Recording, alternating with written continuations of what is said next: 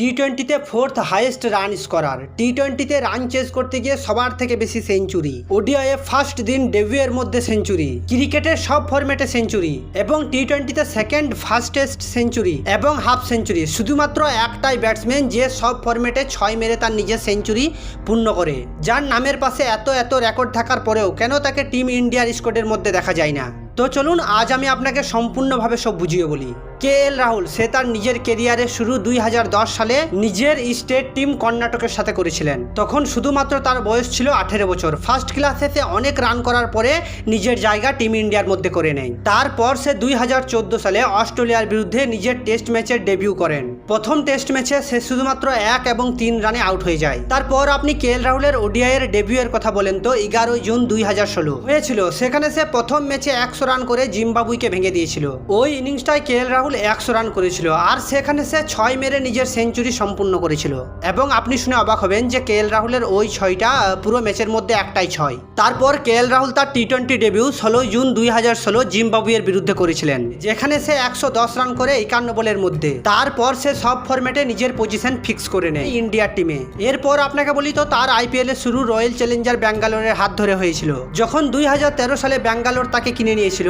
কিন্তু কে.এল. রাহুল তার টিমের জন্য 3 বছর ধরে কোনো কিছুই করতে পারেনি। কিন্তু তার ব্রেক থ্রু সিজন হয়েছিল 2016 সালে। সে সেখানে 400 রান করেছিল। সে দেখিয়ে দিয়েছিল যে এক নতুন লেজেন্ড ক্রিকেট জগতে পা রেখেছে। কে.এল. রাহুল লগভগ 50টা টেস্ট ম্যাচ খেলেছে, যেখানে সে 2863 রান করে এবং 34 এভারেজে। তার হাইয়েস্ট স্কোর 199 ইংল্যান্ডের বিপক্ষে চেন্নাইয়ের মধ্যে। এবং আপনি যদি ওডিআইয়ের কথা বলেন তাহলে সে সব মিলিয়ে 75টি ম্যাচ খেলে এবং 2820 রান করে 50 এভারেজে। এমনকি তার 60টা সেঞ্চুরি এবং 18টি হাফ সেঞ্চুরিও আছে।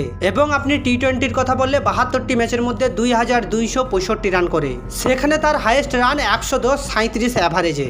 এখনো পর্যন্ত কে.এল. রাহুল আইপিএল এর মধ্যে 4টে টিমের হয়ে খেলেছে, আরসিবি, এসআরএইচ, কিংস 11 পাঞ্জাব এবং লখনৌ সুপার জয়েন্ট। এই সবগুলো টিমের মধ্যে কে.এল. রাহুল আইপিএল খেলে রান করেছে 4683, 45 এভারেজে, 4টে সেঞ্চুরি এবং 37টা হাফ সেঞ্চুরি করে। এই সব ফরম্যাটে খেলে কনসিস্টেন্সি রান করার পর কে.এল. রাহুল নিজের ব্যাটিং স্টাইল, নিজের পারফরমেন্স দেখিয়ে সিলেক্টরকে অনেক ইমপ্রেস করে, যার কারণে তার ইন্ডিয়া টিমের পজিশন পাক্কা হয়ে গিয়েছিল। সেই থেকে আজ পর্যন্ত কে.এল. রাহুল ইন্ডিয়ার টিমে অনেক ধামাকা পারফরমেন্স দিয়েছে, যার কারণে কে.এল. রাহুলকে ক্রিকেটে মডার্ন দ্রাবিড় বলাও শুরু করে দিয়েছিল। কিন্তু মেন কথা হচ্ছে যে তার কি হয়ে যায় যার কারণে তাকে ইন্ডিয়ার টিম থেকে ড্রপ করে দেওয়া হয়েছে। কি প্রবলেম ছিল যার কারণে তাকে এমন ভাবে ড্রপ করে দেওয়া হয় টিম ইন্ডিয়া থেকে? যদি আপনি টি-20 ওয়ার্ল্ড কাপের কথা বলেন তাহলে সিলেক্টর তার রোল নিয়ে কথা বলা শুরু করে দিয়েছিল। সিলেক্টর এই নিয়ে কথা বলতে শুরু করে দিয়েছিল যে সিলেক্টরকে একটা উইকেট কিপার ব্যাটম্যান চাই, যে মিডিল ওভারে এবং ডেথ ওভারে ইন্ডিয়ার টিমকে বড় পারফরমেন্স দেবে। কিন্তু আপনাকে বলি কে.এল. রাহুল তো তার পুরো লাইফ ওপেনার হিসেবেই পারফরমেন্স দিয়ে এসেছে। কিন্তু আপনাকে বলি তো টিম ইন্ডিয়ার মধ্যে ঈশান কিষান, যশস্বী জয়সওয়াল, শুভমেন গিল, রোহিত শর্মা, বিরাট কোহলি এদের মতো ওপেনার আগে থেকেই রেডি। এমনকি ঋষভ পান্ত এবং সঞ্জু স্যামসন এদের আগেও সুযোগ পায়। এবং দ্বিতীয় রিজন হচ্ছে স্ট্রাইক রেট। আমি যদি আপনাকে 2024 আইপিএল এর স্ট্রাইক রেটের কথা বলি, যেখানে কে.এল. রাহুলের স্ট্রাইক রেট হচ্ছে 144। এবং যদি আপনি সেকেন্ড সাইড দেখেন সঞ্জু স্যামসন এবং ঋষভ পান্ত, সঞ্জু স্যামসন 161 প্লাস এবং ঋষভ পান্ত 158 প্লাস, যার কারণে সিলেক্টর মনে করে সঞ্জু স্যামসন এবং ঋষভ পান্ত এরা দুজনেই কে.এল. রাহুলের থেকে কম বল খেলে বেশি রান করবে। টি-20 ফরম্যাটে মিডিল ওভারে কম এক্সপিরিয়েন্স থাকার কারণে কে.এল. রাহুলের ইন্ডিয়ার টিমে জায়গা হয় না, যার কারণে সূর্যকুমার যাদব, ঋষভ পান্ত, সঞ্জু স্যামসন, শুভম দুবে, রিঙ্কু সিং এদের মতো অ্যাগ্রেসিভ ব্যাটসম্যান তার জায়গাটা নিয়ে নেয়। এবার আপনি বলুন সিলেক্টর অ্যাগ্রেসিভ ব্যাটসম্যান চাই या স্লো ব্যাটসম্যান চাই?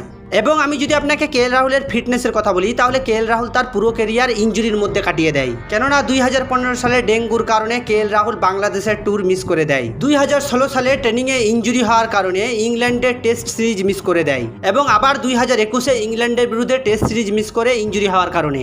তো প্রায় সে তার লাইফের প্রতিটা কারণে ইঞ্জুরির শিকার হয়ে যায়।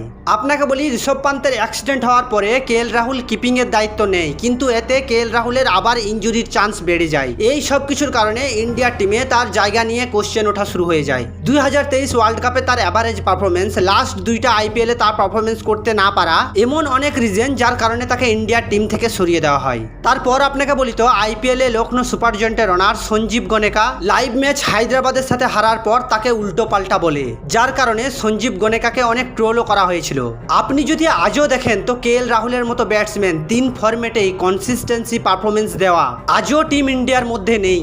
আপনি মানেন या না মানেন কেএল রাহুল সত্যি সত্যি অনেক সেরা একটা ব্যাটসম্যান। আপনাকে বলি তারপরেও এত ধামাকা একটা ব্যাটসম্যানের টিম ইন্ডিয়ার মধ্যে জায়গা হচ্ছে না। এখন আপনাকে বলি তো টিম ইন্ডিয়ার মধ্যে এতটাই কম্পিটিশন যে একটা পজিশনের জন্য 4 থেকে 5টা প্লেয়ার রেডি।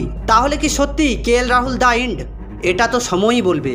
তো চলুন আজ এইটুকুই, দেখা হচ্ছে পরের ভিডিওতে। আপনি যদি এই চ্যানেলে নতুন হয়ে থাকেন তো দয়া করে একটা সাবস্ক্রাইব করে যাবেন, আর ভিডিওটা যদি আপনাকে ভালো লেগে থাকে তাহলে একটা লাইকও করে যাবেন।